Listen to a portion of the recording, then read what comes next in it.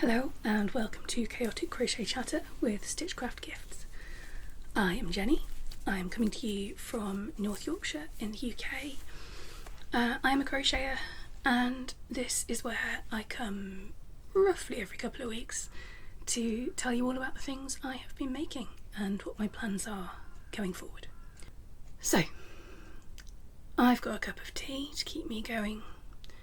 You make sure you have got yourself a drink and a snack if you want one, and that you're nice and comfortable, and I shall get going.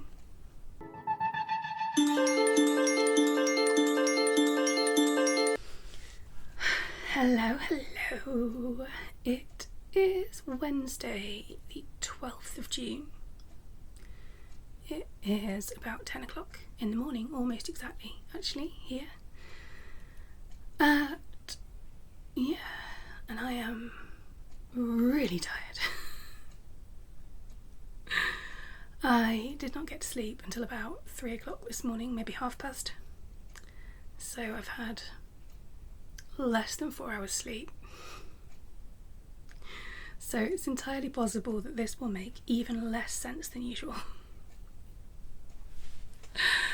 I shall try to remain more or less coherent, but I am making no promises at all. We shall see how we go. First things first, I am sorry that this is a week late. I was going to try and get it done earlier this week, and that just hasn't happened. So I've gone for exactly 1 week late instead. Basically, we had our week away, our little holiday, which was lovely. And then we got back and Ned was due back at school on the Tuesday last week.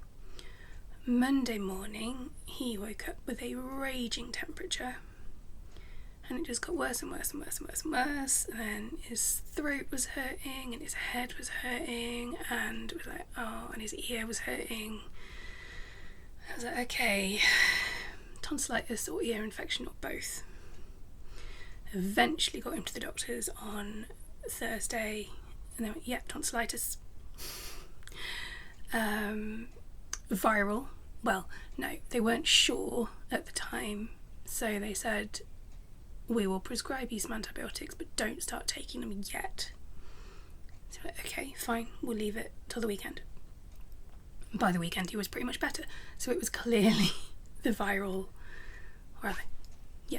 tonsillitis caused by a virus this time, which is good because it means he hasn't had to have antibiotics again, which he's had all too often in the last few years. So, but yeah, he was really poorly most of last week, and between that and getting ready for the market, I'll talk about all this more in a minute. I didn't have the time or the mental energy to record and edit a podcast as well. So that is why I'm late. Other than that, business as usual. And actually it's worked out pretty well because of my surgery next week. Before I carry on talking about that, so today I've got pretty much my usual format, except I have got no finished objects. So I will do a bit of chatter, then we'll move on to works in progress, and then what else? Next cast on, although I'm changing that a little bit. I'll talk about that more when I get to it. On my radar, and then a little wrap up with kind of upcoming events and plans. So let's do the chatter. As I said, we had our little holiday and it was wonderful. I think what I'm going to do, I've got a few pictures. Kelvin, I think, has got many more. So I think what I'll do is I'll get the photos from him and the ones off my phone, and I shall put together a little sort of slideshow-y type thing at the end of this video. So if you're not bothered when it gets to the end, you can just stop. But for anyone who would like to see any pictures or possibly a couple of little videos, then just wait till the end or skip to the end now and it will be there for you. What did we do? We went to, on the way down, so we were staying in Dorset for a few days. We stopped near Oxford on the way down and again on the way back up, just to break up the drive for Kelvin. My chair's gone very creaky, sorry. I'll try not to move too much, but you know what I'm like, I'm a fidgeter. Need to tighten it up, probably. Yeah, so on the way down, after the stop in Oxford, we visited Stonehenge, which Kelvin and I have been to before, but Ned hasn't. He wasn't overly impressed, I have to be honest. But he did quite enjoy taking silly pictures, so that's something. And we had a good look around the gift shop. What else did we do? Why can't I remember?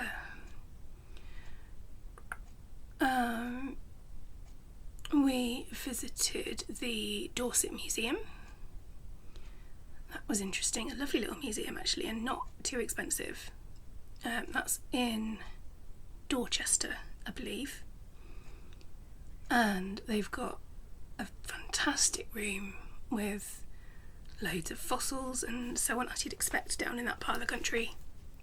For anyone not in the UK, Dorset is on the Jurassic coast of the UK, which is like the prime fossil finding area of the UK. And I don't know if you've heard of Mary Anning. She was, I think, born in Dorchester and certainly lived there a lot of her life. Or near, anyway. No, not in Dorchester. In Lyme Regis, which we went to later in the week. So yeah, in the Dorset Museum, there were some fantastic things. There were fossilised dinosaur footprints that you could look at and touch. That was very cool. And not fossilised because they're too recent, but preserved and recovered through archaeological work, the two sets of footprints, a child and an adult's, as far as they can tell, from the time of the Roman occupation of Britain. That was very cool. Basically there was a lump of like cement that someone had walked in as, you know, before it was set. So that was very cool to see. Loads of other fossils, some clearer than others. They've also got 2 actual Roman mosaic floors that have been lifted from where they were discovered and set into the into what is a very cool room already. Actually, it's an old Victorian hall, which again has been preserved as well as it can be, and you can go in there and have a look around. And yeah, on the floor they've set these 2 mosaics into that floor, and you're allowed to walk on them. And that was just, I don't know, it felt very cool. Well, oh, and then there was like other bits about like the history of Dorchester and stuff like that, which we had a look around as well, but we spent the most time in the fossil room. So that was very cool. Then what did we do? Wednesday was the Tank Museum for Kelvin, basically. Because the whole reason we went down to Dorset was so we could go to the Tank Museum. It was Kelvin's 40th birthday that week, and so that was his main present from me. And yeah, I didn't find it particularly interesting, I have to be honest, but it wasn't terrible. And I have taken actually a load of reference photos of, this is going to sound ridiculous, of the sprockets on the tank tracks, because some of them were beautiful. Like, you wouldn't expect it from heavy duty military machinery, but some of the sprockets were they were really pretty. And I'm thinking I could do some kind of crochet piece based on some of those, so that's pretty fun. Ned mostly got very bored, although he was interested in some of the tanks and things, and did a reasonably good job of listening to Kelvin telling him all about them. He was most impressed by the fact that they have a like gaming and entertainment area set up, and you can play World of Tanks on.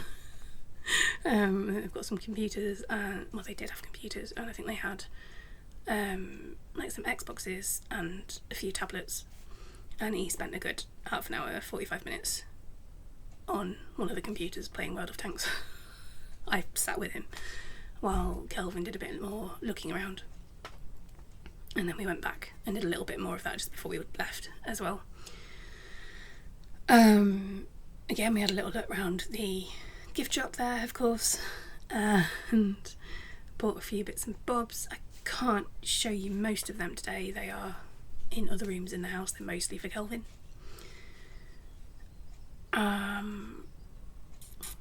Then on the Thursday we went to Lyme Regis,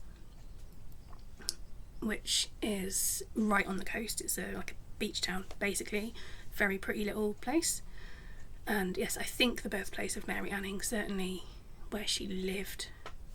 And there was a little museum there which we went round just to have a little look, and there was a quiz for Ned to do and a little gift shop. And then we went down to the beach and we had like a picnic lunch, and then went fossil hunting unsuccessfully.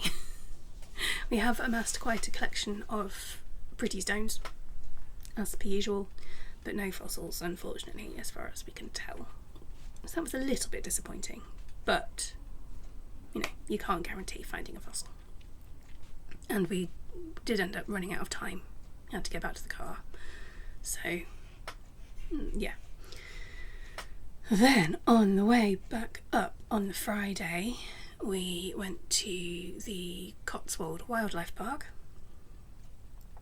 which, again, Kelvin and I have been to before, a long time ago.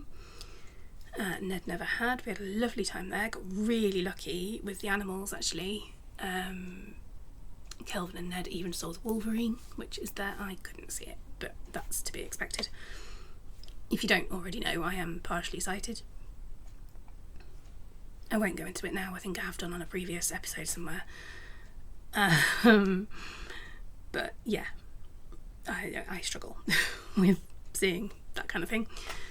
But even I saw lots of the other animals, so that was brilliant. I'm trying to remember now what the highlights were.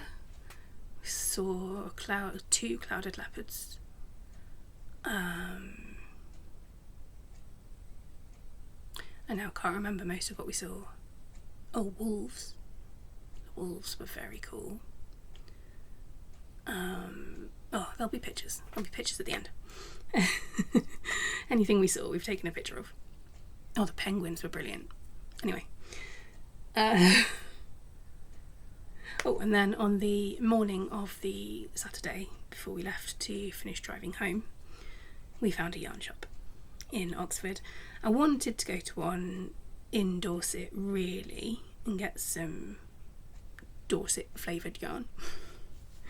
But having done quite a considerable amount of searching on the internet, I couldn't find anything that was close enough to where we were staying and or a place we were visiting and looked really good based on the information online.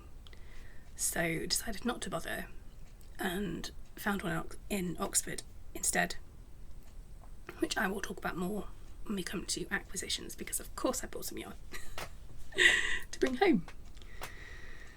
So that's the holiday all wrapped up. It was honestly, I think, my favourite of the holidays we've had in quite a long time. It was just really lovely. The accommodation was amazing,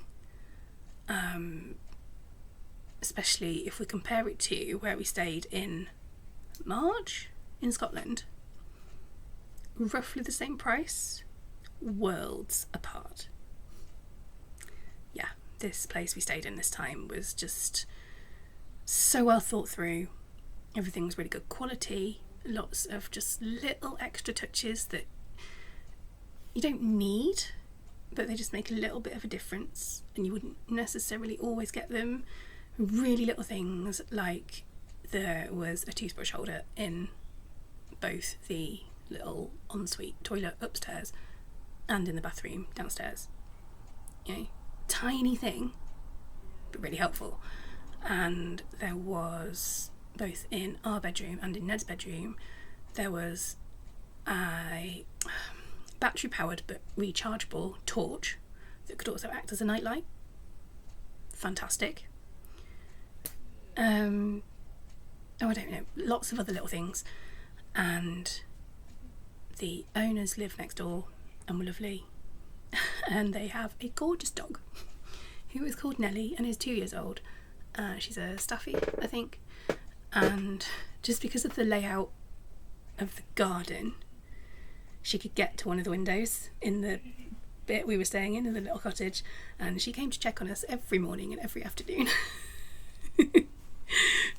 She'd appear at the window, and we went out and said hello to her, and she was just the friendliest dog in the world ever. So that was a lovely highlight, to the extent actually that Ned got really sad, really upset the first night we were home. Was it the second night? Either way, because he thought Nellie would be missing us. So we had a big chat about that. But yeah, that was amazing. Again, I'm sure I'll put a picture, or I think I took a little video actually. I'll pop that in at the end for you as well. And I will link the accommodation actually in the description, because I can highly recommend, if you're ever in that part of the world and need somewhere to stay, yeah, go for it. I need some tea. I'm using my travel mug today. This is, where's the brand gone? The Pro Works. That way. And it is really, really good. Too good, in fact. The last time I used it, it took me 2 hours before I was able to drink my tea, because I hadn't thought to cool it down beforehand, and it was too hot.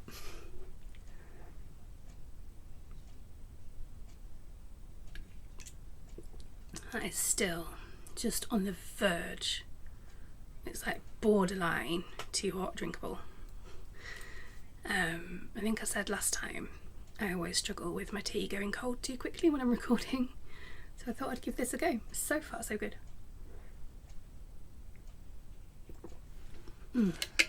Yeah, much better. Nice to have a hot tea. Right, what else was I going to chat about? I was going to chat about briefly my surgery again, because actually the fact that this is late has worked out pretty well, because my surgery is on Monday. Moved the date by a day. Fine, not a problem. So it's now on Monday afternoon next week, 17th. And so I've been told there's a 2-week recovery period. That is mostly not so much recovery, but more like an isolation period. I'm not really to go anywhere or see anyone if I can help it, just to reduce the chances of me catching a cold or some other illness that affects all of this up here. I'm having a septorhinoplasty.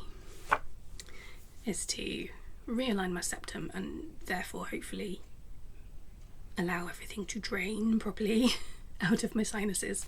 My mum keeps calling it a nose job, and I suppose technically she's right, but that's not why I'm having it done. And it's for medical reasons. Yeah, so obviously I don't want to catch anything while it's all healing up that would affect my nose or my sinuses, because hell, basically, and it could undo all the work they've done. So that means, well, I don't know, I might be able to record a podcast in 2 weeks' time.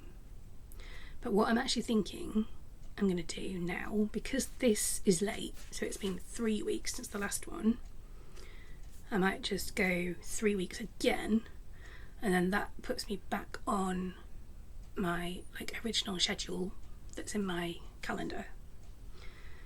And it means that any bruising and swelling and so on that is going on my face will hopefully have at least calmed down by then.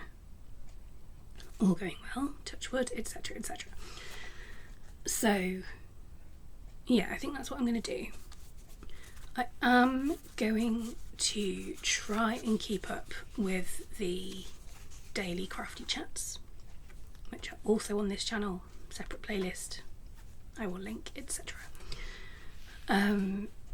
Obviously the day of the surgery I probably won't do one because I might not be home till late, to be honest, just because of when they're doing it, and it can be quite a long surgery itself, never mind like time before, time after, etc. Excuse me a sec. Hopefully once this is all cleared up, by the way, I will have a lot less coughing and snuffling and croaky throats and stuff. What was I saying? Yeah, daily crafty chats. I will try and keep up with them. Probably not, almost certainly not the day of the surgery. After that, I don't know. It depends how I'm doing. I may... there may be a few where I don't show my face. Depending on just how horrendous I feel I look. So that's up in the air. I don't know exactly what I'm going to do, but I will figure something out. I'll still be on social media, especially because I'm going to be scheduling a bunch of stuff this week. And I will try and sort of dip in on my stories and stuff. I'll still be around, all going well, please. So yeah, just that's the score with the surgery. What else? That wasn't all. What else was I going to chat about? Oh, my market, obviously, big news. My market that I hosted, the second one I have organised and hosted completely solo, was Saturday just gone, 8th of June. It went really well. Footfall wasn't quite what I'd hoped. That is because I had not realised when I booked it. I had in fact not realised until a few days before. The Knaresborough bed race was happening on the same day. That is what it says on the tin. Basically, it is a race involving beds that happens in Knaresborough. Look it up. It's mental. That is, so Knaresborough is like the next, it's not quite the next town over, but it's a very nearby town to Harrogate. And the bed race always draws a massive crowd. I've never been, and I know lots of other people who have never been. But also there are a hell of a lot of people who go every year. And so it pulls a big crowd away from Harrogate for the day. Just bad timing. That said, the weather was good, but not too good, if you see what I mean. It wasn't a beach day. And a very rough estimate, I tried to keep count, but I was running my stall at the same time. Very rough estimate, I reckon we had 200 people through the door, maybe more. That's not bad. I will definitely be doing another one. I am just waiting for the date to be confirmed. I'm going to put my phone on silent. I had forgotten to do that while I'm talking. Yeah, I emailed, that's my torch, not the sound. Dear me. Yes, I'm just waiting for the date for the next one to be confirmed. It should be beginning of October. I'd love to do a Christmas one, but I haven't got the time this year. I've already signed up to do too many other markets. And I've paid for them, so, and they're all non-refundable, because that's how we do things. So I can't do a Christmas one, but I will do a Halloween one. It should be beginning of October, and I've got a few ideas, partly from myself, but also courtesy of the vendors who were there, just to hopefully help draw more of a crowd for the next one. I think time of year will help anyway, because people are starting to think about Christmas, sort of, and also some people do just come along, it's a Halloween market, they'll come to get, decorations or stuff for trick-or-treating or whatever it may be. So I'm excited about that. I've had really lovely feedback from some of the vendors this time, both on the day and by email afterwards. And I know some of them, if they're available, will definitely come back, so that's great. As soon as I've got the date, I'll be emailing them all, try and get people booked in as soon as possible. So yeah, it was good. I'm feeling proud and happy and accomplished, and I'm gonna do it again. Okie dokie. As I said at the beginning, I have no finished objects. Not a single one. I've been too busy / cuddling a poorly child / on holiday. So I have no finished objects. So we'll move on to works in progress after I've had some more tea.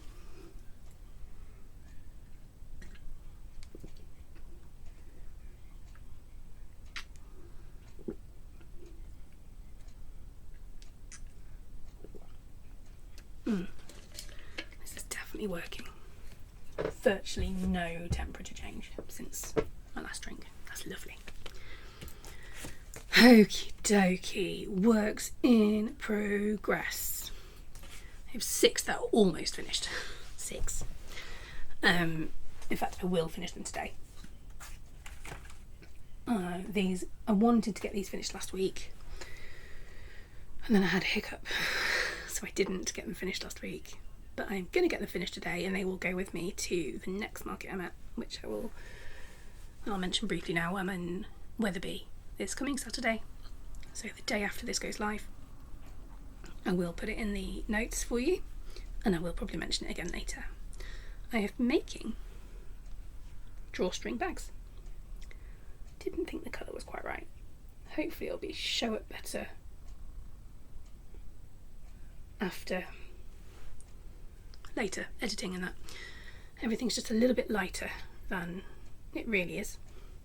But yes, I have made 6 drawstring bags, all different sizes and different designs.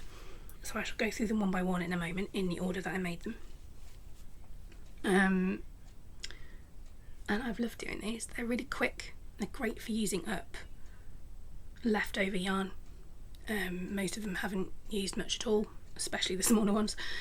They were going to be lined. I have cut out linings. I did start sewing linings. I was feeling really, really good. I haven't touched my sewing machine other than to move it from house to house for years. Possibly over a decade. But it's been sat in my craft room since we moved in here, and I got it out the other day and I found the instruction manual and I got it set up and I got it threaded successfully. And I did a little bit of practice sewing, and then I sewed one of the linings together. Brilliant. Started sewing another one and it jammed. And it has jammed in such a way that I don't know how to unjam it. I've had a good look and I just can't figure it out. So it's gone back into the naughty corner for now. And we'll have another look at some point, and if I can't fix it, it'll have to get taken to be fixed somewhere else, but I can't afford for that. I can't afford to pay someone to fix it at the moment, and I certainly can't afford a new one. So for now I am without sewing machine, so these bags are not lined.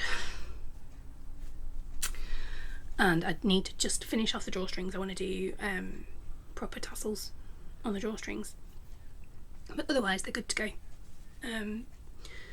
So let's go through them one by one. Back to the right page in my book. No, this one. So this one is one I made up myself. I didn't use a pattern. It is mostly half double crochet, and then there's a row of puff stitch in between the 2 lines of white at the top and the bottom. Excuse me. I have used Sirdar Snuggly DK in Elephant, that's the grey, and Crochet Society Confection DK in icing sugar for the white. It has used approximately 42 grams of yarn, which is approximately 135 meters. I've written that down wrong. This one measures roughly 6.5 inches wide by 8 inches tall, and it took me just under 3 hours. So yeah, great little evening project. It didn't take long, used up some scrap yarn, really simple make, and I'm loving it. And the cords, yeah, you do it like that and it looks lovely. So that's that one. We then have, not that one, there's my baby tiny one. There it is, it had escaped. I have a teeny tiny one. Oh, this side, there we go. Teeny tiny one. This has been made using the Morpho pattern by Sixel Design. It's part of her, I think she sells like a pack of butterfly patterns, and this is from within that. You know me, I love her patterns, mosaic crochet generally, and this is really good for bags actually, because it makes a really, this technique, mosaic crochet, overlay mosaic specifically, makes a really dense fabric. So the fact that it isn't lined shouldn't really matter unless people start deliberately poking things through the fabric. You know, most things will be pretty secure in there. This again uses Serdar Snuggly DK, but in grape. That's the purpley colour, obviously. And then the white is some miscellaneous white. I've lost the label. I don't know what it is, but it's just a white yarn, another DK-ish.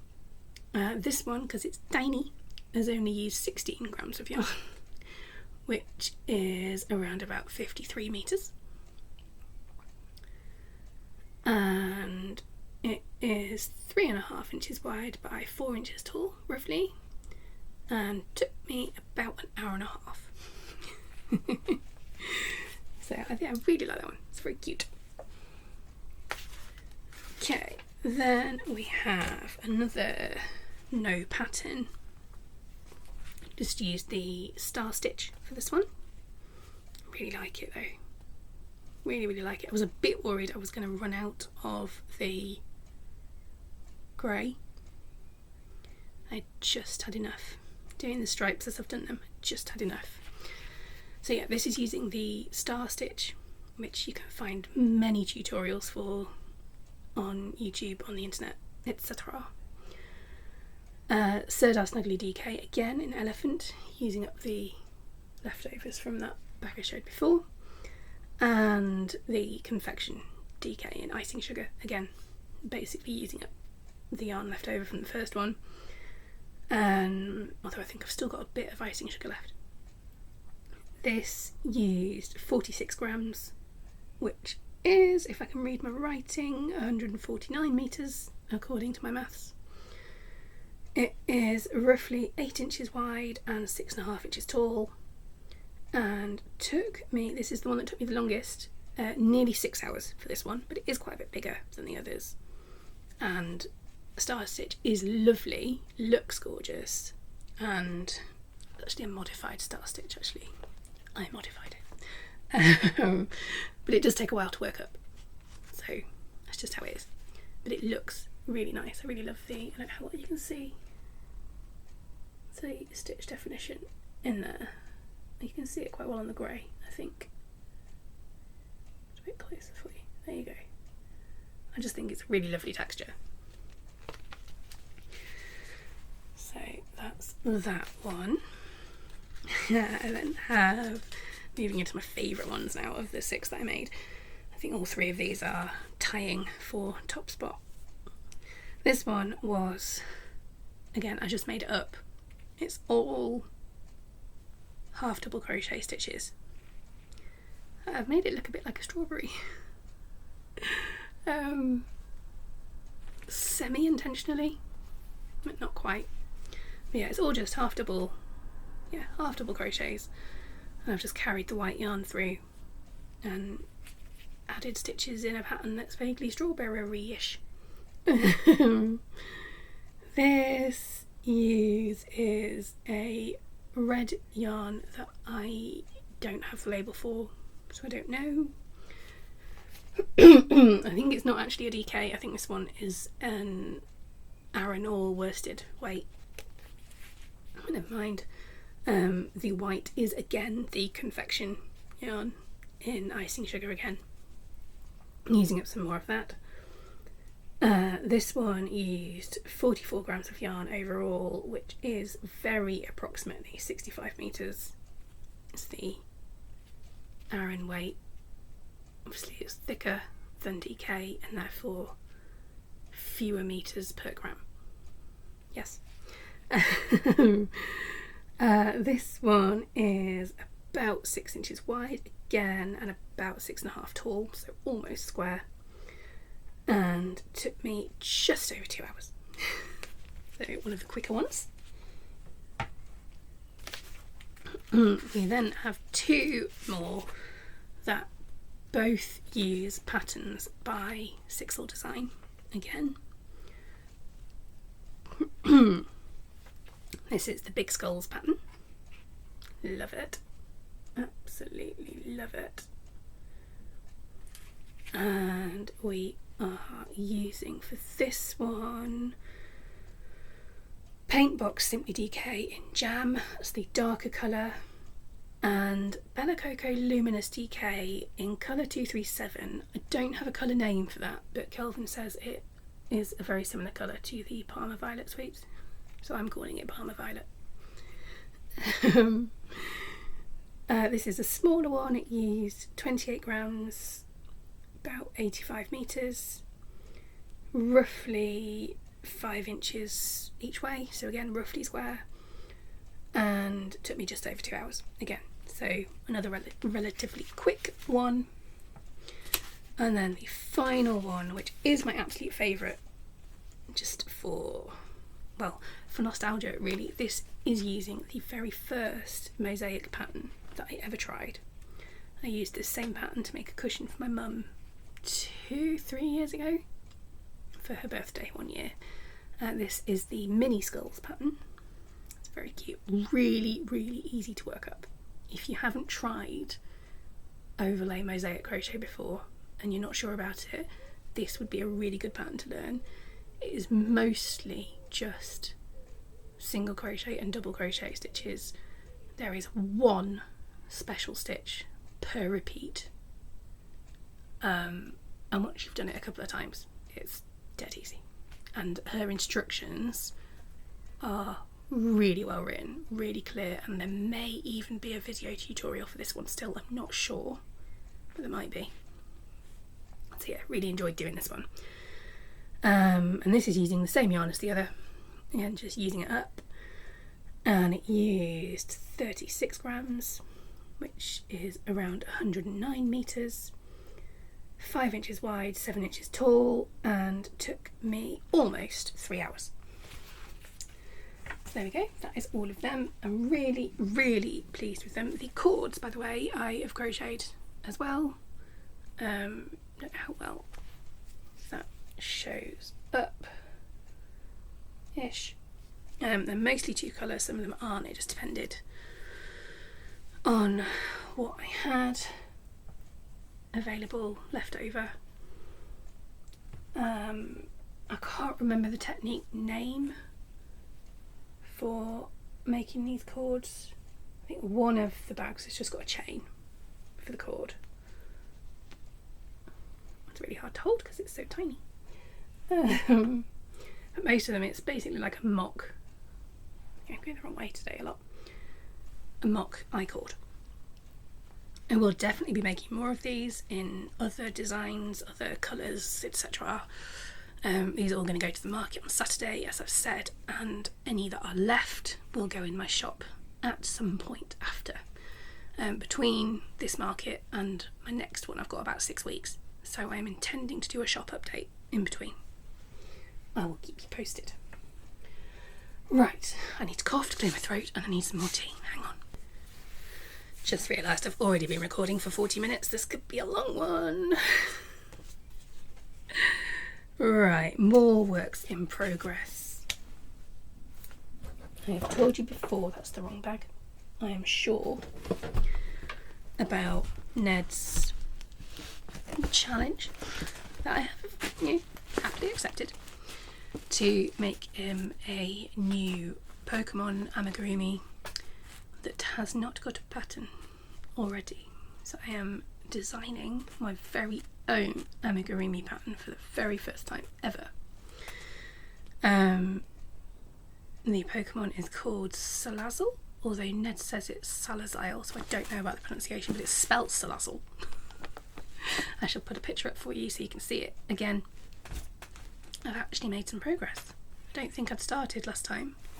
Neris is shouting to get in, but she's going to be unlucky because she'll just get in the way. I have made some progress. Here is the head, and the neck, and the beginning of the body. It is slow going because I'm having to think through every single row, basically think about what I'm doing, write it down. I had to frog like half the face because it just wasn't right. Happier with it now. It's still not perfect, but it will do. Ned'll be fine. It'll be fine. Yeah, it's a bit wobbly. It has got, I think once I finish stuffing it, it'll firm up a bit, and there is a pipe cleaner in there. So hopefully once it's fully stuffed and finished, it will be a little bit posable without being too wobbly, is my theory.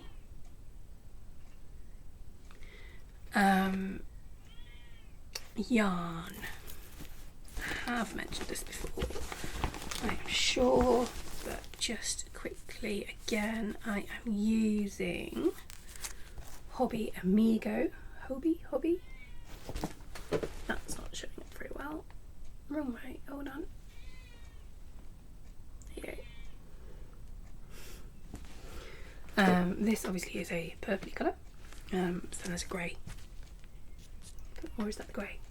Oh, I don't know. You know, I'm rubbish with colours. I've got grey and a purple because those are the two colours for this particular Pokemon.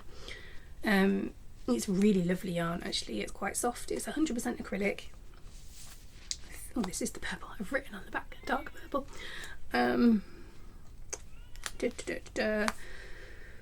Yes, it's a DK weight, 50 gram balls, 175 metres or 191 yards to 50 grams, 100% acrylic, but lovely, and it's not super soft, but it's plenty soft enough. It plumps up quite nicely when you're working with it. It's making, you've got good stitch definition, which is nice. Yeah, this is slow going. I doubt I'll have finished it by the next time I speak to you because I've got other things to work on as well. But I am trying to do a little bit at least every couple of days because Ned is asking me now repeatedly how I'm getting on with it. He's seen me working on it a couple of times now. So he knows it is on the go, but he's going to have to be patient, excuse me. So yes, not a massive update on that one, but it's coming along. Hopefully there will be lots more to show you next time. Pop that over there. What else I've got to show you? Oh, spinning. Where have I put it? So this is still a work in progress because there is lots more to do. Last night I finished spinning the bamboo yarn. Look at the shine on that. I have loved spinning this so much. That's the whole 100 grams spun. Obviously I need to get it off here and then I need to do some research about the next part of the process with hand spinning and how to kind of process it. For it to be easy to work with, work out whether or not I'm going to ply it or leave it as just a single spun yarn. I have also got this nylon yarn, bio nylon, that I want to spin as well. All the fibre that I've bought, by the way, is from World of Wool, who I will link below. If you remember from previous episodes, I have still, but most of it spun, some Shetland wool, some Corriedale wool, and this bamboo and the nylon. My theory at the moment, but don't know because I haven't looked at the rest of the process, is that I will ply the two wools together because they're similar, they've come out at a similar weight, similar thickness, and then ply this with the nylon, which is a much darker purple, so that might be quite a nice effect. But I don't know. I need to do a lot of research. My next step is to get this yarn off here so that I can start spinning with nylon. Yeah, we shall see. What else was I going to say about that? Nothing. I don't think that's it. So yeah, still very much a work in progress, but you know, that section finished, which is nice. And yeah, I've just had so much fun. I will definitely be getting more bamboo fibre in the future because it's been really lovely to spin, and I really like crocheting with bamboo. So it's very good for summer garments and that sort of thing. Actually, really good for this time of year.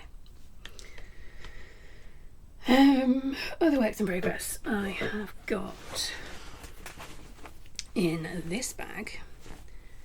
I must have mentioned it before. I am testing again for Emma of Stitched Up by Emma on Instagram. Her new pattern is called the Midwife Mile Minute Blanket. And without telling you too much about it, because obviously it will be a paid pattern and the testing isn't finished yet, it is worked as most Mile a Minute blankets are, worked in strips, and then you join the strips together. And I have done 5 strips so far. I am working on my 6th, and I've decided, because of the way the yarn works, I want to keep, it's a colour changing yarn, and I want to make sure I keep the colours in the same order as I've worked them. So I am joining the strips as I go this time. Just, again, this isn't really doing it justice. I hope it shows it better when I come to editing, but it's all a bit washed out. But look at the colours on that. It is so pretty. I'm having so much fun. Ooh. So much fun just watching the colours change. And I've just frozen, but there we go, I'm back. Yeah, watching the colours change through the strips. Oh, it's lovely. Here's the one that I'm working on at the moment. It's nearly done actually. This one has been an abrupt colour change partway through because I ran out of yarn in one cake. I got 2 cakes of this yarn, and the next cake, both ends were like the same colour, this colour, and I couldn't be bothered to like unwind a load until I got back to a colour matching point, so I thought, never mind, it doesn't really matter, it's only for me, this blanket, us I suppose. So that abrupt colour change doesn't matter, and actually it should end up pretty much in the middle of the blanket, so it might be kind of cool, and it'll mean I'll always know where the colours change, where the yarn cakes changed, which I find oddly pleasing. This is the yarn that I'm using for the strips. I shall tell you all about it when I find the information in a moment. Oh, there we go, it's a bit better. It's just a bit, like I say, a bit washed out. It's very, very deep, rich colours in real life. I hope that does translate through the screen to you. At the moment while recording, everything's a bit washed out, which isn't ideal, but never mind. So let me find my little book with the information in it. Stay. So the yarn I'm using, that colourful, lovely colourful yarn, is Stylecraft Dreamcatcher in 3216, which is called Rainbow Dreams. Perfect name for it. I haven't written down the other one. There's the label. I will show it to you in a moment. What have I done with the labels? That's a Dreamcatcher label.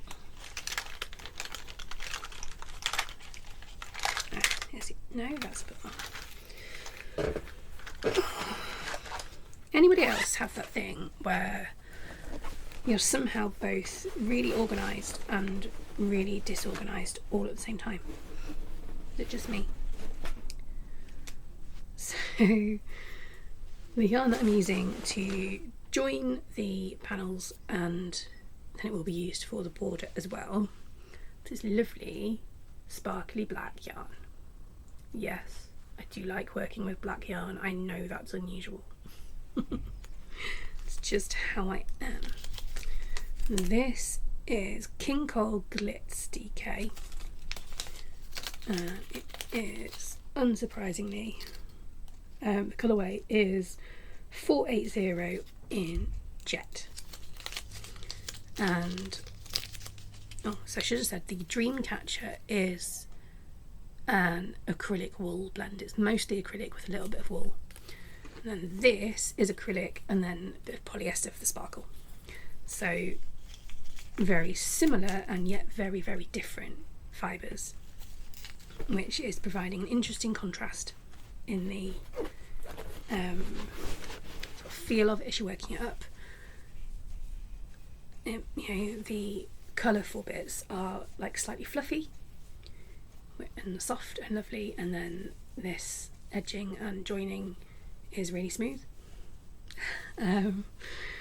with just a very slight rasp to it because of the glitter. But yeah, I love how it looks. I love how it's working up. I'm really enjoying the pattern testing, as I always have for Emma. She always has a lovely group of testers. Most of us are fairly regular now, and we have a nice little chat sometimes in the group chat thing.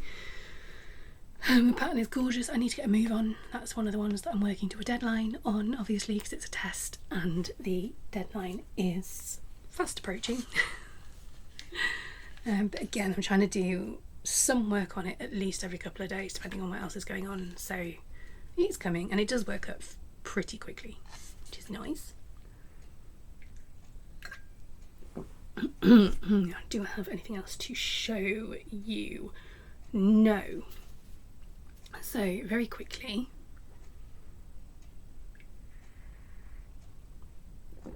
in between slurps of tea, hang on, that feels better. So very quickly, works in progress that I have mentioned previously, I have not worked on since last time. The Festive Furs jumper, that's an old work in progress. I just need to do the last sleeve and it'll be done. I haven't done it yet. I will get to it. The present for my brother, again, I really need to get a shift on with that. Haven't done. Sacred Space blanket, much less urgent. That's just kind of hanging around in the background. I'll get to it again at some point. And the French knitting that I'd started last time is on hold at the moment because I've got other things that I need to work on, but it's definitely still very much floating around up here. Oh, there it is. Shall I let her in? I'll let her in. Hang on. Come on then, noisy. So I have one final work in progress that I cannot show you. I can't even really talk about all that much. It has been commissioned by my mum, but it is not for my mum. It's actually for someone else. Hello, come in to say hi. Wave that tail around. So if it was for my mum to keep, then I'd tell you all about it, because she knows, obviously she's commissioned it. But it is for somebody else, and so until it has been given to that recipient, I will not be talking about it on here. It should be finished pretty soon, and as soon as I finish it, I will take pictures and a little video and so on, and then once it's being gifted, I will share it with you. But for now, that is secret. It is taking up most of my focus at the moment because it needs finishing pretty quickly, really. But yeah, it's a fun little make. I am enjoying it. Right, that is all of the works in progress. It is, Nerys. You're not actually going to show your face, are you? You're just going to wave that tail about. So, next cast on. Let me think through what I'm trying to say here. I've decided to rejig this section a little bit. I am still going to be talking about the next things that I want to make. The next things that I will be casting on. Nerys is rubbing her face on my note cards. But I am aware that because it sometimes takes me a while to work through the projects that are on the go, the thing that I want to do next doesn't always change, which makes this section a bit boring. So, with the intention of making it a little bit more interesting, renaming this section the to-do review, because, you know, things have to rhyme or be alliterative or something. And so I'm going to talk you through the number of projects that I've got lined up at the moment, and then tell you about a couple of them in a bit more detail. So, at the moment, I have got the number of total works in progress I've got. So that's the ones you've seen today, the ones I've mentioned in passing today, and then other older ones that are in my hibernation station that I will get back to. 18. Now, that's not terrible, it has been higher. But yeah, it's not great either, is it? That's a lot. And actually, I say it's 18, it might be more. I think there's a few that I haven't written down. But let's say 18 for now. The number of future projects that I have actively got a plan for, albeit just up here, is 20. So I have got a very, very long list of things I want to make. Some are big projects, some are much smaller, there's a whole range of things. I mean, yeah, this is why it takes me so long to get through things. There's just, no, not so long to get through things, just why I've always got a lot of things on the go, because there are so many things I want to make. And yes, if I focused on one thing at a time, I would probably get through each project more quickly, but I just can't work like that. I need to be able to switch things up a bit, and, you know, sometimes just have a really quick project to complete. Sometimes have something pretty mindless to work on. Sometimes have something that's a lot more detailed and complex to work on. You know, I need to have a good variety going on. So I've nearly always got at least 3 or 4 works in progress. Oh, and that doesn't include, by the way, my scrappy chaos blankets. That's just a whole different thing. yeah, always got at least 3 or 4 on the go. It's often more like 6 or 7. Sort of active works in progress. So the ones I'm going to talk about today, there's 3. One is one that I actually do need to start next, and soon, is for my friend Lindsay. It's her birthday coming up towards the end of this month. Without wishing to broadcast her age to the general public, it is a big birthday, and she's having a really big party celebration thing.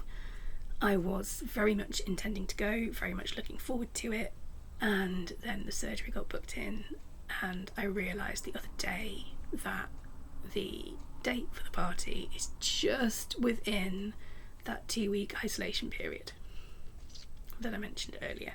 So I can't go, which is a bit sad. But I asked her the last time I saw her what she wanted for her birthday. And she's got a camper van. It's a reasonably recent acquisition. She's been using it, I believe, this half term with the kids, and is having a lot of fun. This is relevant. I made her a mandala wall hanging for her new house when she moved in longer ago than I think it is, probably about 1.5 years. No, maybe a bit less, maybe a year. I don't know how long she's been there, a while now. I can't remember if it was before or after we moved in here. Either way, might have been before. Anyway, it was before, so maybe 2 years. Anyway, this doesn't matter. Point is, I made her a mandala wall hanging then, and she has asked for a smaller one to go in the camper van as a decoration. My intention is absolutely to make one for her. I will love doing that, and I know how much she will appreciate it. She's definitely, bless you, crochet worthy. But my intention is to not just make any old mandala, but to have it be like a good luck charm type thing. I haven't found a pattern for it yet, but I will. And I've got plenty of hoops knocking around, so yeah, I need to get on that. I've got this other thing to finish first that I mentioned a minute ago, and then that is next. I want to get it done, and then either I'll get Kelvin to drive me around so I can just kind of drop it off on the doorstep just before her birthday, or I will keep hold of it until I next see her, which will be hopefully a couple of weeks later.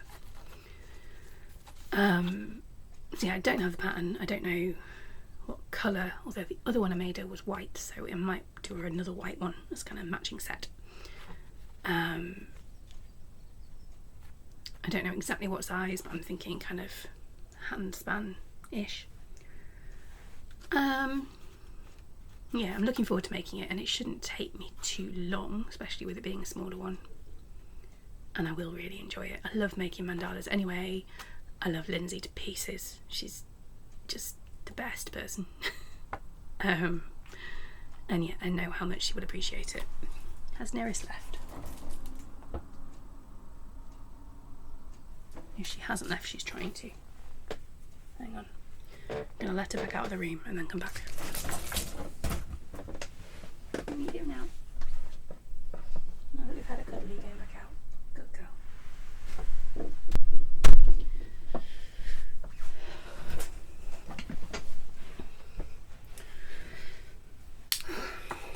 Right, I'm back. So the other 2 future projects that I want to talk about, and which way around did I do them? Right, I'll do this one first because I don't have pictures for this one, and this is very much just a concept in my head. I've made socks before, crochet socks. You will have seen them on the podcast in previous episodes. And I have really enjoyed making crochet socks before, and most of them have been pretty successful. They're very comfortable to wear, they fit pretty well, especially a couple of patterns in particular. but I do always have trouble with the heel. I don't enjoy working the heels and they are the bits that fit the least well, stretch out the most while wearing, can become a little bit uncomfortable inside shoes, boots, whatever. I've had a theory, and it has been sparked by watching a knitter on YouTube. I can't remember which one, I watch many, talking about a method for knitting socks, and I can't remember what it's called at all. I am not a knitter, I know nothing about it really. And I was only half listening. I don't even know if I've remembered it accurately, but the method they were talking about has sparked this idea in my head. I have a theory that if, instead of doing a shaped heel like you normally would when crocheting a sock, sorry, the light keeps changing, it's just gone a bit dark outside, I think it's going to rain.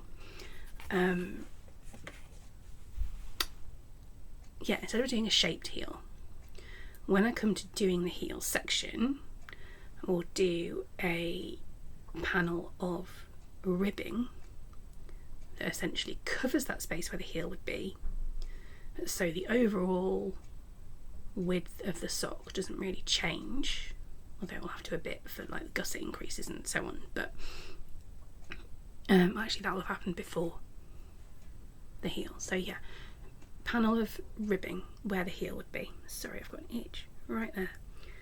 It's one of those little tickly ones, it's like, I don't know, there's a hair or something. Yeah, my theory is that that then will stretch as you put the sock on to fit around my heel. I don't know if it's going to work. I have not yet had time to try it. I am a little reluctant to test it with nice yarn because I don't want to just waste it, and I know I can frog it and use it for something else, but it always, it's never quite, obviously it's not as fresh and as unused the second time around. So I might see, I have got some commercial sock yarn knocking about, so I might try it with one of those and see if it works. So at some point I will be doing that. I have no idea when, but it is in here, it's on my list. I will get to it at some point. Okay, the other future project that again I want to get done fairly soon, because in theory, you know, the weather is getting warmer. For me, it's beginning to get too warm when it comes to actually moving about, even though we're having a bit of a cold spell at the moment. Everyone else is complaining, I'm here like, yay! I want to make myself a summer top. I think I've mentioned this before. I will put a couple of reference photos up as I'm chatting. Again, this is all very conceptual in my head at the moment, but I have reference photos that I've kind of based the concept off. I am thinking basically what I'm going to do is make two rectangular panels, front and back. I will join them so I'll have it quite a wide, is it called a boat neck? Sort of neckline. Join them at the shoulder, join them at the arm, and then I'm thinking split hem because it's flattering. But that should be nice and simple to do, and then once I've joined that, crochet around the armhole and crochet sleeves on. Probably 3/4 length sleeves for a summer top rather than full length ones. And I haven't got a firm pattern in my head. I've got some yarn that I think I'm going to use for it. I haven't got a firm pattern in my head yet, but I'm thinking something like the Lost Souls pattern, which is most commonly seen in shawls, but people have used it for tops and the like. And what other patterns are out there that I know the names of? The Call the Midwife pattern that blanket test is based on, that'd look pretty. There's a dragonfly pattern, if I can find that, I'll pop a picture up, that is a kind of similar idea to the Call the Midwife one, but dragonflies. And again, I've used it before to make a shawl, but it could easily be adapted to make rectangular panels instead of a triangle. So that's the concept. Hang on, sorry, sudden cough. Yeah, that's the concept. I hope I can pull it off. Like I said, I need to start working on it soonish, really, because otherwise I'll end up not making it till after all the warm weather. That's no good. So that's the plan. Does that make sense? I hope so. Right, let's see if this tea is still hot.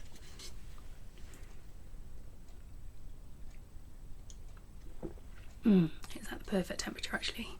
It's at that temperature where it is perfect for sipping, and then if you have too much, it's like, oh, that's a bit hot, actually.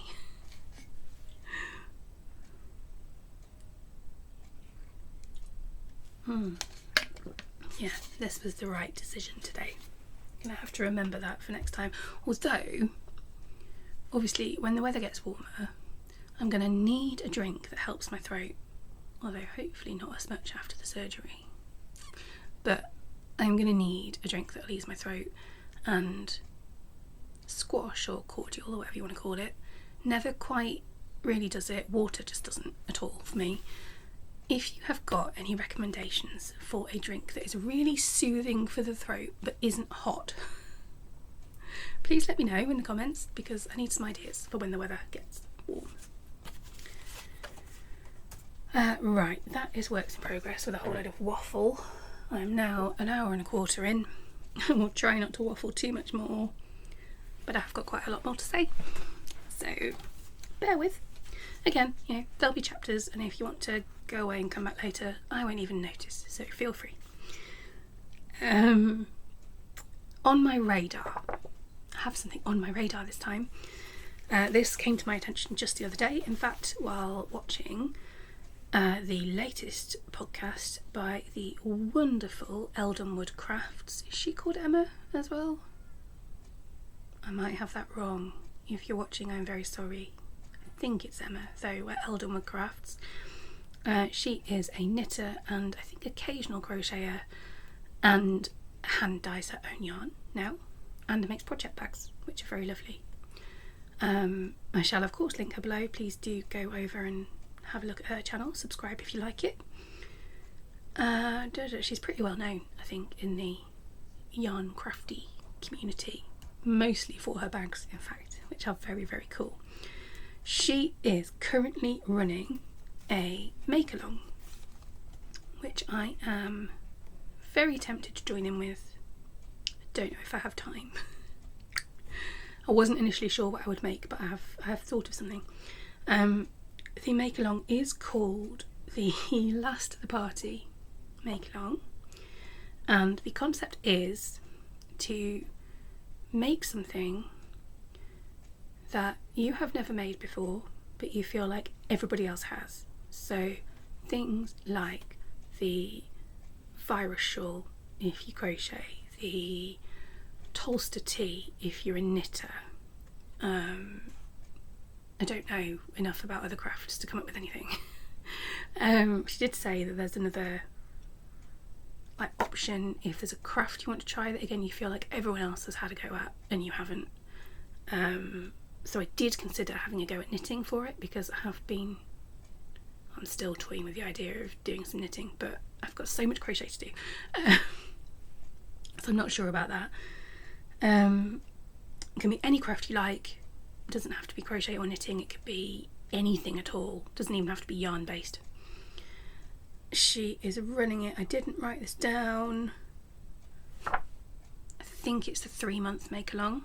So June, July, August possibly. It might even be to the end of September. I can't remember, but I will link the episode in which she announced it. I'll put that in the description, as well as her YouTube and Instagram handles and anything else I can find for her.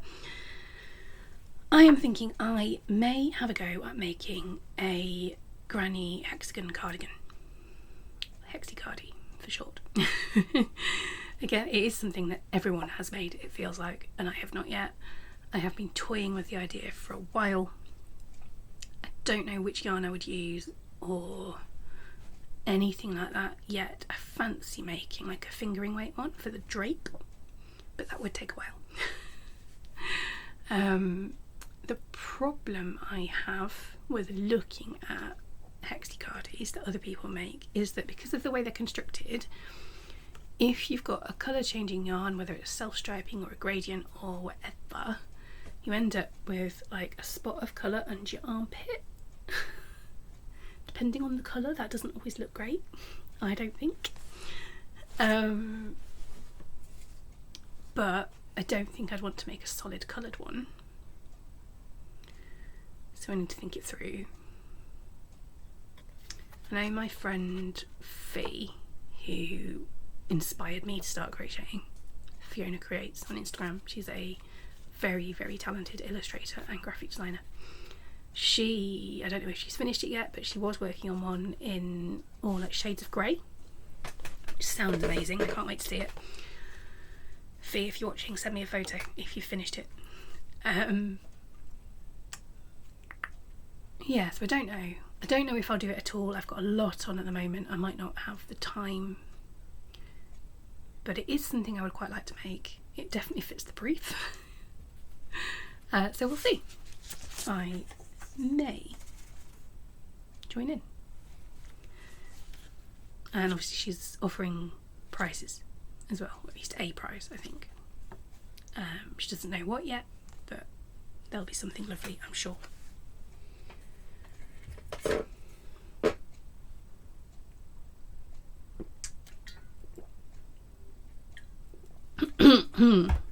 Don't have me talking too long because my throat's really going out. So I've not got too much left. Acquisitions, the fun bit. This is all from our holiday. Wherever I put it.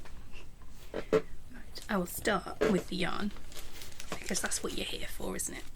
But then I am going to show you some little souvenir-y bits as well from the holiday. So, as mentioned, we found a yarn shop in Oxford.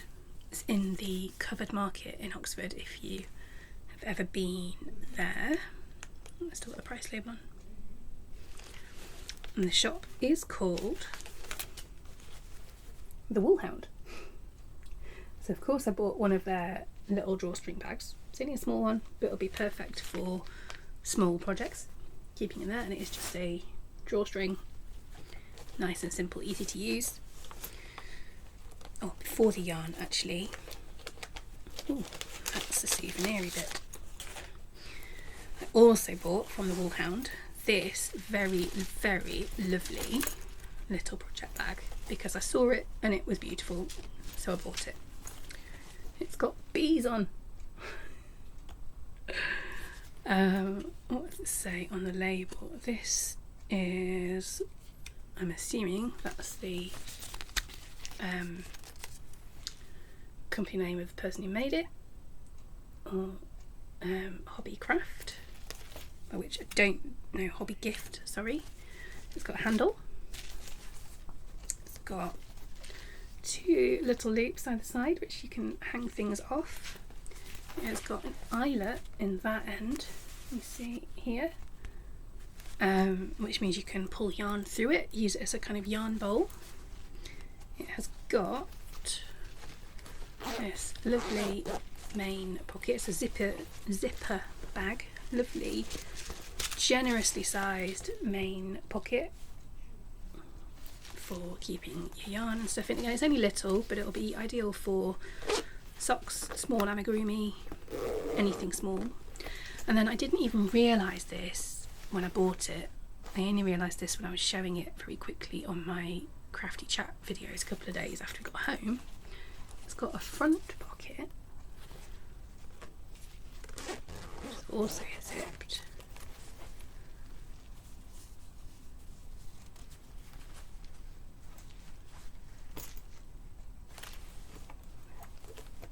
With, sorry that was really slow, I was running in, I don't know how well you can see that, little slots to put your hooks in, or needles I suppose if you were a knitter, on both sides of that pocket, so you can get plenty in. So that I won't need a separate notions pouch when using this bag because it's got one built in. That was very pleasing, and as you will have seen on the label, it was only £13, which is not bad at all. So put that down there. Very, very pleased with that. Completely bought that on a whim. Okay, and I bought 2 beautiful skeins of yarn. So this gorgeousness, I hope the colours will show it well for you. This is lovely, lovely, lovely yarn. This is by Pixie's Magical, who is local to Oxford, I believe, I was told.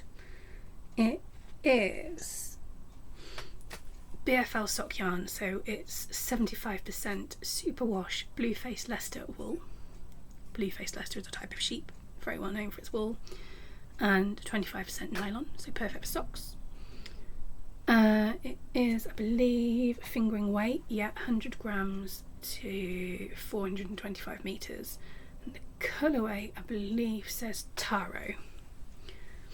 So Kelvin helped me choose this. There were a couple of different colourways, and he said this one was more me.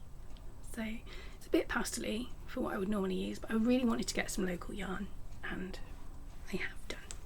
And it's nice, I think, to buy something that's a bit out of my comfort zone, and it's different to other things I would normally buy, so it's always going to remind me of the holiday. I then also realised that they had yarn from James Makes Yarn. Is that focusing? Maybe.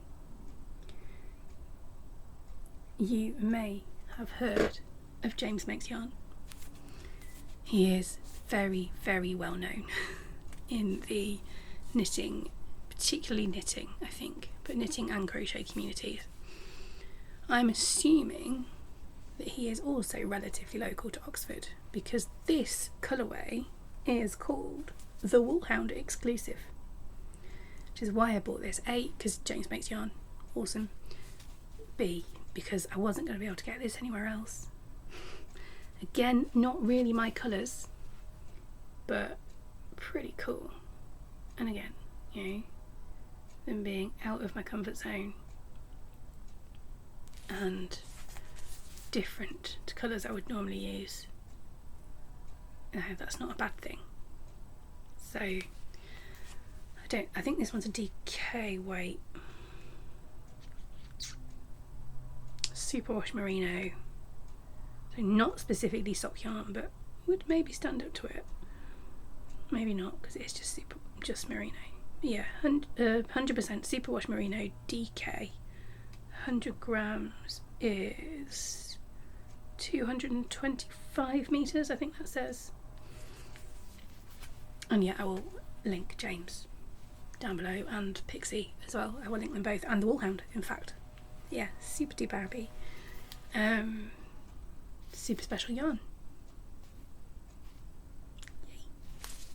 I haven't been deliberately pausing for thumbnails today, so I don't know what I'm going to end up with, but something like that. Right, other things that I've brought home from the holiday. There's a few bits and bobs. No, that's the wrong bag. So first of all, I will show you a new bag.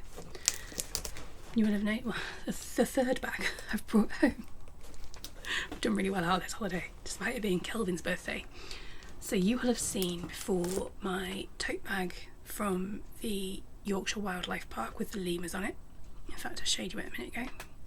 Kind of accidentally. It's got the salazzle in it, I think, at the moment. You would have seen the similar style tote bag that I got from Edinburgh Castle back in March. And now I have a Stonehenge one. Could not pass up on the opportunity to have a Stonehenge project bag. It's awesome. And it's got lots and lots of bits and bobs in it. Some of which are for me specifically, some of which are just for all of us, some of which are Ned's. Also, while we were in Oxford, in the covered market, we had a little wander around and we spotted a lovely jewellery stall. And I thought, no, I've already bought, I think, 2 other pairs of earrings, which I'll be showing you in a minute. I can't afford to get myself another pair. So we went and found the wool shop, the Wool Hound. And then we finished in there. And Kelvin went, come on, let's go back to that jewellery shop.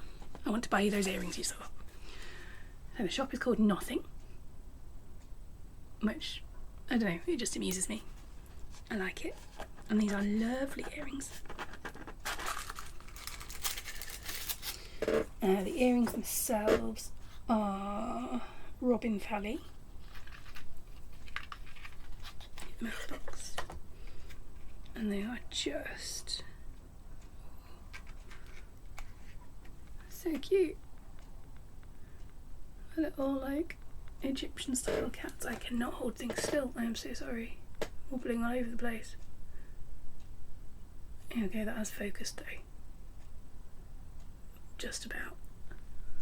A little sort of Egyptian-ish style little black cats. So cute. And now that I've shown them on here, I can wear them. So that's good. So yeah, super pleased with that. It was really, really lovely of Kelvin to buy me something when, you know, the whole point of that holiday was for me to buy him things. So yeah, it was just lovely. Put those there safe. Right, what else is in this bag? We have got a print of Stonehenge. Shiny. There you go. We both really like this sort of style of print. We've got 2 or 3 now, and sort of we're kind of starting to build up a bit of a collection. And it's nice to have something up on the wall again to remind us of holidays. So that is that. Now we have to delve a bit and see what else we've got. What's in here? Oh yeah. These are from the Dorset Museum, I think. Yeah. Yes. Or were they the Lyme Regis Museum? One of the little museums we went to. Got myself some socks with fossils on. Again, basically, when I'm souvenir shopping these days, I like to try and get things that I will actually use. So bags, earrings, socks. I will use all those things. And souvenir socks, they're fun to wear. Oh yes, it was the Lyme Regis Museum, because here is the fridge magnet, which we bought while we were there. Again, we always get a fridge magnet everywhere we visit. The fridge is covered. Increasingly covered.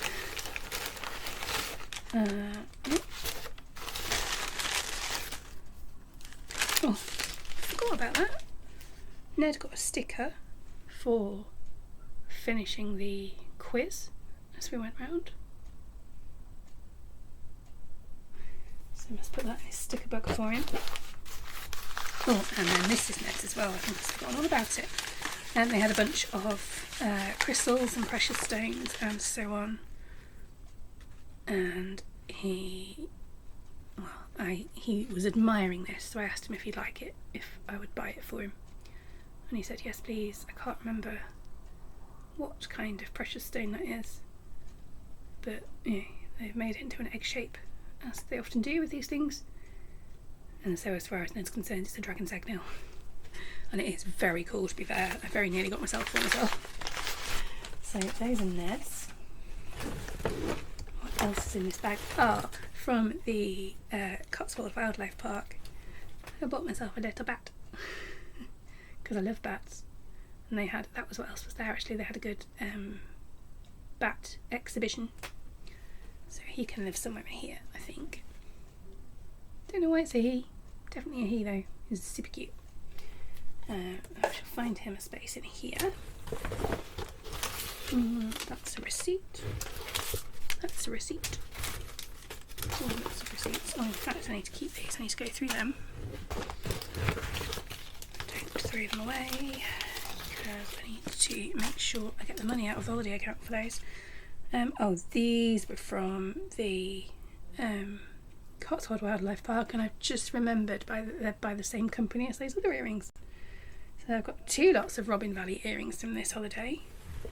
Perhaps they are local to that general area as well, to Oxford-ish. Look at the little foxes. No, wolves, not foxes, little wolves. Oh, they're adorable. So they'll be fun to wear as well. I hadn't even realised they were the same make as those other ones. So that's quite funny. Oh, obligatory socks. Stonehenge socks. I'm doing these in no particular order, obviously. Yeah, Stonehenge socks. Stonehenge fridge magnet. Oh, very shiny. There we go.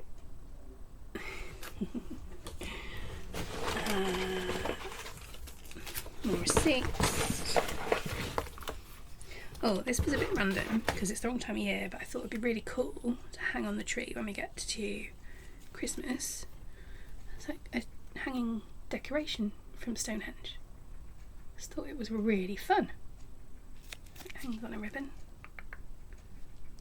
I thought, yeah, I always like to have something new every year on the tree, and it'd be nice to have something that's a souvenir. We don't often do that. Where's that one from? Oh, Dorset Museum fridge magnet. Oh, I don't know that we got a magnet from the Tank Museum actually.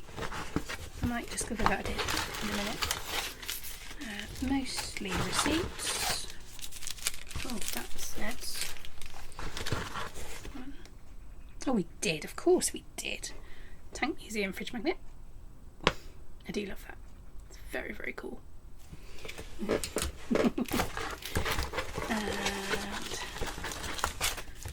that is an empty bag.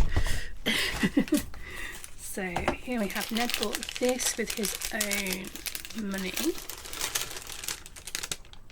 The other thing was the Lyme Regis Museum. I think this must have been the Dorset Museum.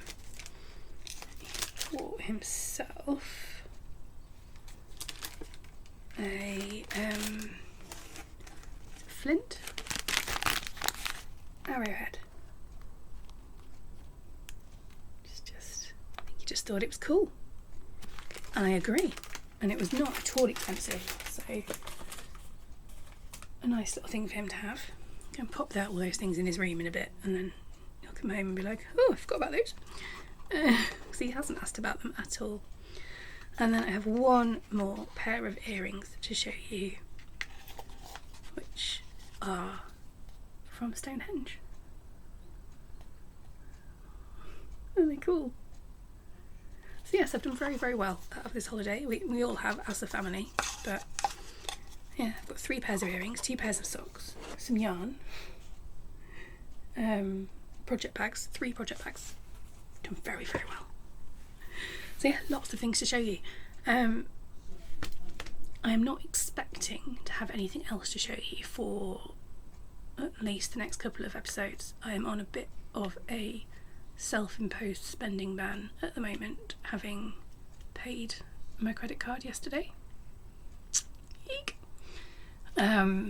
Obviously there are some things I have to buy every month, but yes, I need to be a lot more careful going forward. Enough said.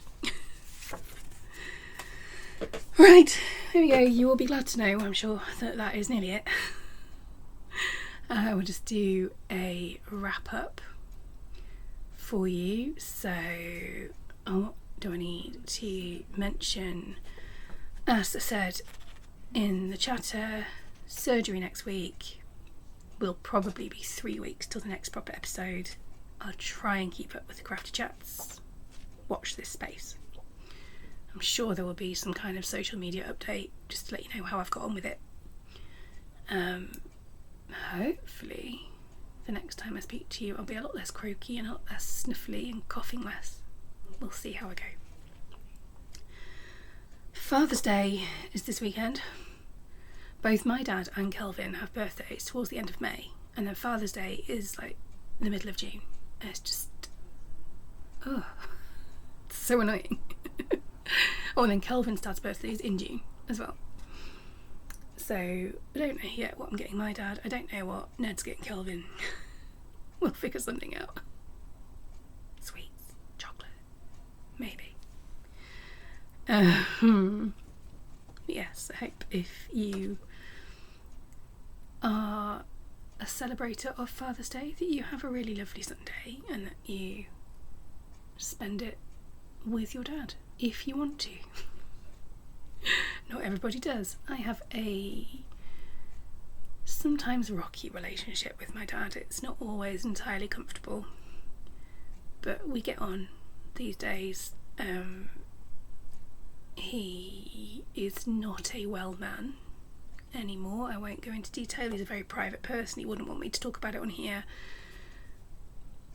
But yeah, he is not a well man, and it has brought home to me, you know, the fact that he is getting older every year. You know, he's 74 now. Is that right? Yes, that's right. And, you know, one day, possibly quite soon, he is going to die. And so I am trying to make the most of the time that I do spend with him. It's not always easy, but it's been okay recently. We're getting on pretty well at the moment, so that's nice. So I shall endeavour to see him on Sunday, take him a little token of my appreciation, and yeah, hopefully it'll be a nice day. And I hope you have a nice day too, whatever you end up doing. What else was I going to say? Not a huge amount. Oh, upcoming markets. Like I said, there's one on Saturday, which will be the day after this goes live. That is Saturday the 15th of June, Wetherby Town Hall. My next market, I believe, after that is also in Wetherby, and I think that's at the end of July. I will update nearer the time. I've already mentioned that my next market is being planned for the beginning of October. I was going to say other things and they've all gone out of my head. Birthday. Not my actual birthday. Podcast birthday. I still haven't worked out the exact date. I will, and I may put it on the screen. I will definitely put it in the description, because it could be the next episode. Actually, thinking about it, I think I started in June, July last year. It may technically already be my podcast birthday. I might have missed it. I shall look it up. I shall put it in the description, possibly on the screen. I want to mark my podcast birthday. It's a milestone, an achievement. I'm very proud to have got this far. I wasn't sure if I would, but I've been really enjoying it. It's a bit mad that it's been a whole year since I started. I think I have mentioned in previous episodes I'm going to do a giveaway, and we'll work out the exact details of how it works for whichever episode it is relevant to. I have previously shown the prize I've already got, which is the latest, still at the moment, Crochet Society box. I shall quickly show you the contents again, probably next time. But I think I showed them, it was either the last episode or the one before, if you wanted to see the proper unboxing of that. I will get together at least one other prize. I'm thinking I'll put together just a little goodie bag of bits and bobs. I've got a load of spare Crochet Society crochet hooks, which are lovely, and they are going to waste, sat in my little drawer over there on the shelves. So I shall select a couple of those. I've got some pin badges, I've got some other little like trinkets and stuff. I'll get some chocolate or sweets or tea or something like that. Just do a little kind of goodie bag. I may take some yarn out of my stash. A surprise, I haven't decided yet. My yarn is all very precious to me. But if there's anything that I think is worthy of being a prize and I'm not likely to use it, then I may give it up as a prize. If you are watching this and you have anything craft related or otherwise that you think would make a good prize and you would like to donate it as a prize for the giveaway, then do get in touch. Absolutely no pressure, you do not have to. If you do, I will really, really appreciate it. But, you know, I understand. You really don't have to. But thank you if you do.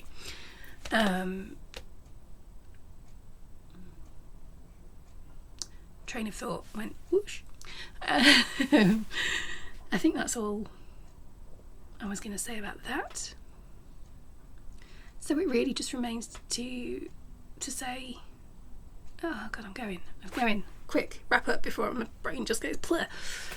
Thank you very, very much for watching, especially if you have made it all the way to the end. I know it's been a long one this time, the next one might be as well, but I'm sure you have realised by now, having watched all the way to the end, there are chapters. I should have said all this at the beginning. So you can skip sections, go back to sections easily, etc. You can always pause and go away and do something else and come back later. I do not mind. That is, I won't even know that you're doing that, to be honest. So why would I mind even if I did? So yeah, watch it. Any of my episodes, any of my videos. I love that you watch them. It's amazing. The fact that anybody comes and watches me jabber on in a completely disjointed fashion about life and crochet and nonsense, it blows my mind a little bit, to be honest. So yeah, just watch it however you want, whenever you want. It's all good. Thank you again. If you have not yet subscribed to my channel, please do. If you have enjoyed this video, or to be honest, even if you haven't, drop a little thumbs up. Press that little button. It's on this side, I think. Comment, even just, I don't know, with a little emoji or something to say hello. Or if you've got something to say about what I've said, or anything else you want to share. Comments are lovely. They make me smile. All of these things. Oh, share it. Share the video with people you know. Chuck it on your social media or whatever. All of these things are completely free for you to do. They do not take long, seconds, most of them. And they really, really help me. They help my channel grow. They help other people see my channel. It helps YouTube to recognise what you like and recommend other content that you might like. So that's kind of cool. And it makes me smile. It makes me happy. So please do. That's it, I think. So I'll stop wittering on and I'll let you get on with your day. And I will come back in 3 weeks with my next one, possibly with quite a bruised face. Right, thank you again, and bye for now.